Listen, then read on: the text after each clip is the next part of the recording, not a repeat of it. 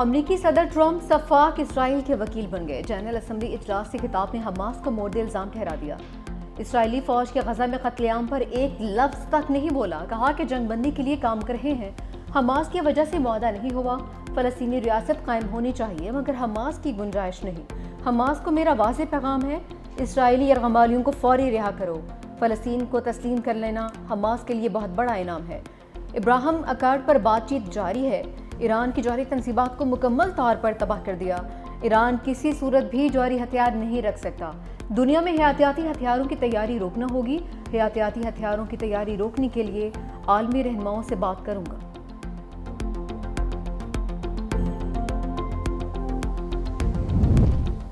Trump Modi سرکار کو لفظی شکنجے میں لینا نہ بھولے، کہا بھارت آج بھی روس سے تیل خریداری کر رہا ہے۔ روسی تیل خرید کر بھارت روسی صدر پیوٹن کو مضبوط کر رہا ہے۔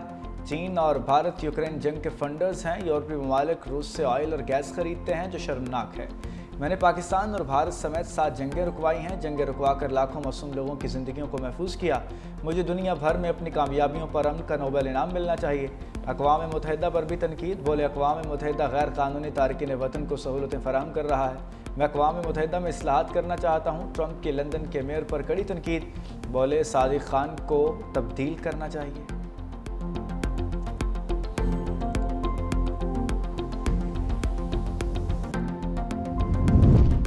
امریکی صدر ٹرمپ امن کے داعی ہیں۔ وزیر اعظم شہباز شریف کی نیو یارک میں میڈیا سے غیر رسمی گفتگو، کہا صدر ٹرمپ دنیا میں امن قائم کرنا چاہتے ہیں۔ صدر ٹرمپ نے جنرل اسمبلی اجلاس میں امن کے لیے کوششوں کا تذکرہ بھی کیا۔ پاک بھارت جنگ بندی میں صدر ٹرمپ اور ان کی ٹیم کا کردار اہم ہے۔ وزیر اعظم شہباز شریف کی خادم حرمین شریفین کو سعودی عرب کے قومی دن پر مبارکباد۔ پاک سعودیہ شراکت داری کو مزید مستحکم کرنے کے عزم کا اعادہ، کہا کہ دونوں ممالک کے تعلقات مذہب، بھائی چارے، اعتماد کی بنیاد پر قائم ہیں۔ سعودی عرب کا حالیہ دورہ بے مثال محبت اور یادگار لمحات سے بھرپور رہا۔ اہل غزہ کی چیخ و پکار نے عالمی برادری کے ضمیر کو جھنجھوڑ دیا۔ سیکرٹری جنرل اقوام متحدہ نے فلسطین کا مقدمہ پیش کر دیا۔ جنرل اسمبلی اجلاس سے خطاب میں انتونیو گوتریس بولے، غزہ میں قتل و غارت کی تمام حدیں پار ہو گئیں۔ غزہ کی تباہی میری مدت کے تمام تنازعات سے بڑھ گئی۔ غزہ کی ہولناکیاں انسانیت کی نفی ہیں۔ غزہ سے متعلق عالمی عدالتوں کے فیصلوں کی بھی پاسداری نہیں کی گئی۔ مستقل جنگ بندی، انسانی امداد کی فراہمی اور یرغمالیوں کی رہائی یقینی بنایا جائے۔ انتونیو گوتریس نے یونائٹڈ نیشن پر بھی سوالات اٹھا دیے، کہا اقوام متحدہ انسانیت کی بقا کی عملی حکمت عملی کے طور پر وجود میں آیا۔ اقوام متحدہ کے اصول معاشرے کی زد میں آ چکے۔ ہمارے کام کی صلاحیت کو ہم سے چھینا جا رہا ہے۔ جنگوں کے دوران بمباری سے اٹھتا دھواں سب کے لیے وارننگ ہے۔ عالمی قوانین کی پاسداری کے لیے ٹھوس اقدامات ضروری ہیں۔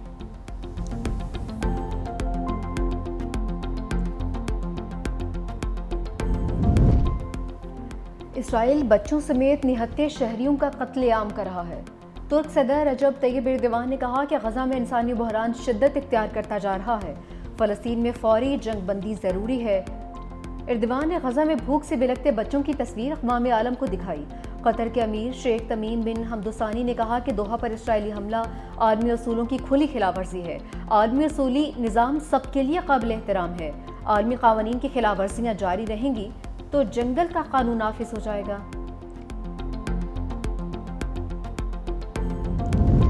غزہ میں انسانی المیہ جنم لے چکا ہے۔ غزہ میں انسانی حقوق کی سنگین خلاف ورزیاں کی جا رہی ہیں۔ غزہ میں انفراسٹرکچر تباہ ہو چکا ہے۔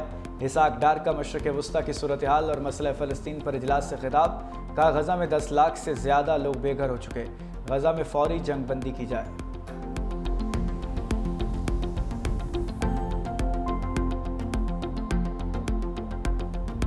غزہ میں امن کی تلاش کے لیے بڑی بیٹھک، امریکی صدر ٹرمپ اور اسلامی ممالک کے سربراہوں میں ملاقات شروع۔ وزیر اعظم شہباز شریف، سعودی عرب، انڈونیشیا کے سربراہ شریک، ترکی، مصر، امارات اور اردن کے سربراہ کی بھی شرکت۔ امریکی میڈیا کے مطابق ٹرمپ کو غزہ میں گورنرز اور امن سے متعلق تجاویز پیش کی جائیں گی۔ امریکہ چاہتا ہے مسلم اور عرب ممالک غزہ میں فوج بھیجنے پر آمادہ ہوں۔ عرب اور مسلم ممالک غزہ میں اقتدار کی منتقلی اور بحالی کے لیے رقوم بھی دیں۔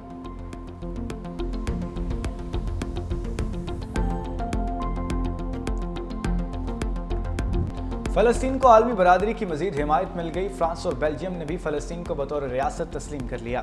فرانس اور سعودی عرب کی سربراہی میں دو ریاستی حل سے متعلق اقوام متحدہ کا اجلاس۔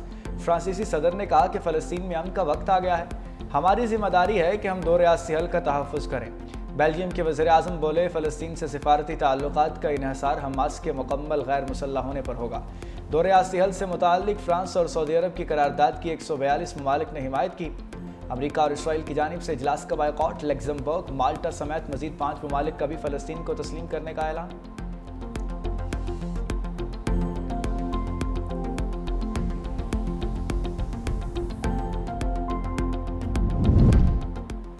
فلسطینی صدر محمود عباس کا حماس سے ہتھیار ڈالنے کا مطالبہ۔ اقوام متحدہ اجلاس سے ویڈیو لنک کے ذریعے خطاب، کہا کہ حماس ہتھیار فلسطینی اتھارٹی کے سپرد کرے، قیدیوں کو رہا کیا جائے، حماس کو مستقبل میں فلسطین کی حکومت میں کوئی کردار نہیں دیا جائے گا۔ بولے کہ غزہ میں انسانی صورتحال انتہائی بھیانک ہے، فوری جنگ بندی کی ضرورت ہے۔ جنگ کے خاتمے کے لیے مصر اور قطر کے کردار کو سراہتے ہیں۔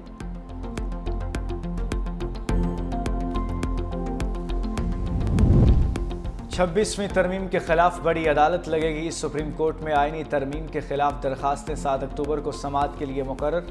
جسٹس امین الدین کی سربراہی میں 8 رکنی بینچ سماعت کرے گا۔ بینچ میں جسٹس جمال مندوخیل، جسٹس محمد علی مظہر شامل، جسٹس عائشہ ملک، جسٹس حسن رضوی حصہ، جسٹس مسرت ہلالی، جسٹس نعیم افغان اور جسٹس شاہد بلال بھی شامل۔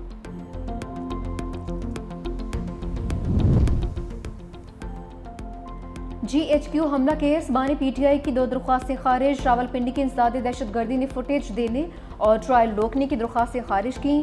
بانی پی ٹی آئی کو واٹس ایپ لنک پر عدالت میں پیش کیا گیا۔ آواز ڈراپ ہونے اور بانی کی شکل واضح نظر نہ آنے پر وکلا کا پھر بائیکاٹ۔ سماعت کے دوران استغاثہ کے 8 گواہوں کے بیانات قلمبند۔ سماعت 27 ستمبر تک ملتوی۔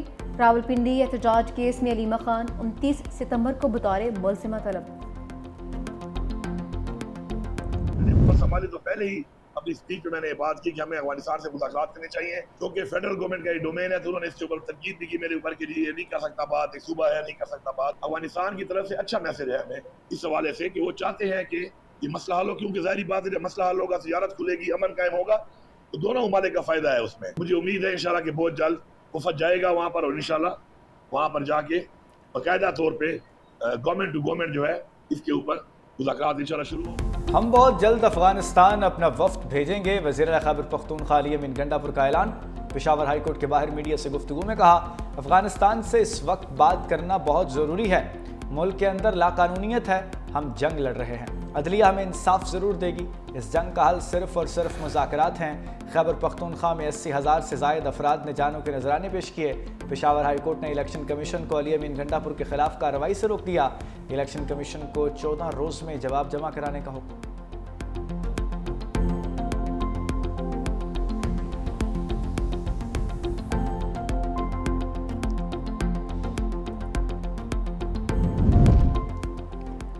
پنجاب حکومت کا بی آئی ایس پی سے سیلاب متاثرین کی امداد سے انکار۔ پریس کانفرنس کرتے ہوئے وزیر اطلاعات پنجاب اسما بخاری نے کہا، جو بی آئی ایس پی سے رجسٹرڈ ہی نہیں ہے انہیں امداد کیسے دی جائے۔ سیلاب متاثرین کے لیے وزیر اعلیٰ پنجاب کا ریلیف کارڈ بنے گا۔ کراچی اور سندھ کا کیا حال ہے سب کے سامنے ہے، سیلاب پر سیاست کرنے والوں کو دعا ہی دی جا سکتی ہے۔ سیلاب زدہ علاقوں میں ریسکیو ریلیف آپریشن ابھی بھی جاری ہے۔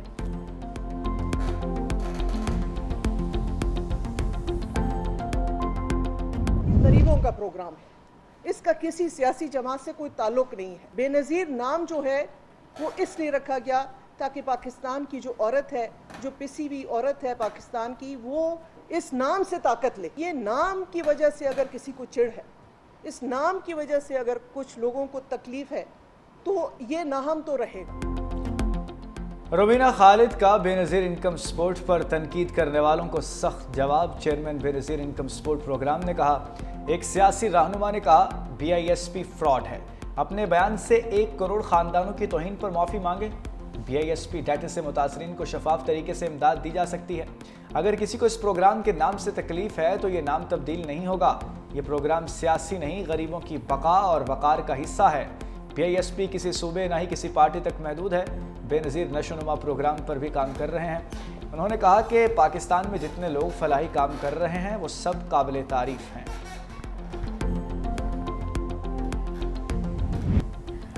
دریائے سندھ کے بہاؤ میں سیون اور مانجنت کے مقام پر اضافہ، سیون تحصیل کی مزید 5 دیہات پانی کی زد میں آ گئے۔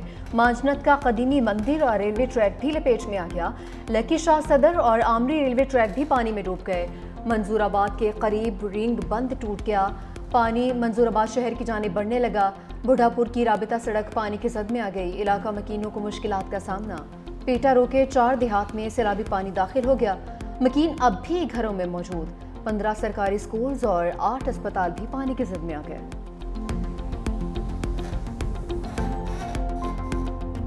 سیلاب کے بعد آزمائش کا طوفان، ملتان کی خیمہ بستی میں مکین خاندانوں کے ان گنت مسائل۔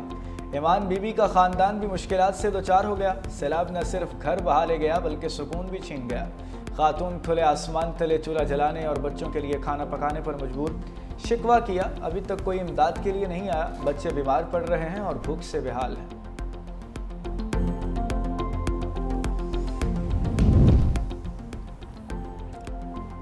لیاری کو مکمل طور پر سولرائز کیا جائے، بلاول بھٹو زرداری کی ہدایت۔ چیئرمین پیپلز پارٹی کے سربراہی میں لیاری ٹرانسفارمیشن پروجیکٹ پر اجلاس، کہا لیاری کی اندرونی علاقوں میں بھی پیپلز بس سروس چلائی جائے، ترقیاتی منصوبہ بندی میں بڑھتی آبادی کو ذہن میں رکھا جائے۔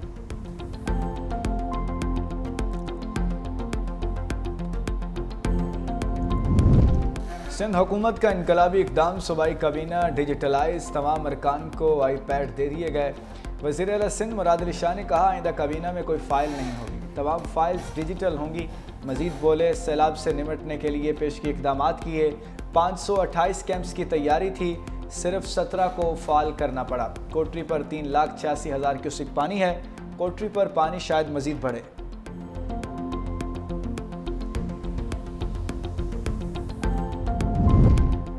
غربت کے بادل مزید گہرے، پاکستان میں شرح تشویشناک حد تک بڑھ گئی۔ گزشتہ 3 سال کے دوران غربت میں 7% تک اضافہ، موجودہ شرح 25.3% تک پہنچ گئی۔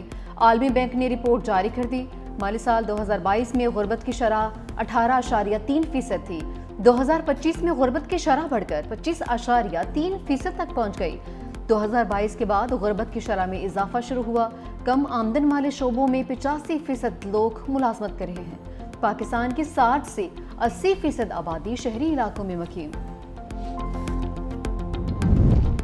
جسٹس طارق محمود جہانگیری نے سپریم کورٹ کا دروازہ پھر کھٹکھٹا دیا۔ اسلام آباد ہائی کورٹ کے جج کی پٹیشن کی جلد سماعت کے لیے درخواست، کہا سپریم کورٹ ایسے واقعات روکنے کے لیے فوری مداخلت کرے، اپیل کی سماعت رواں ہفتے 26 ستمبر تک کی جائے۔ اسلام آباد ہائی کورٹ کے جسٹس طارق جہانگیری نے کام سے روکے جانے کو چیلنج کر دیا تھا۔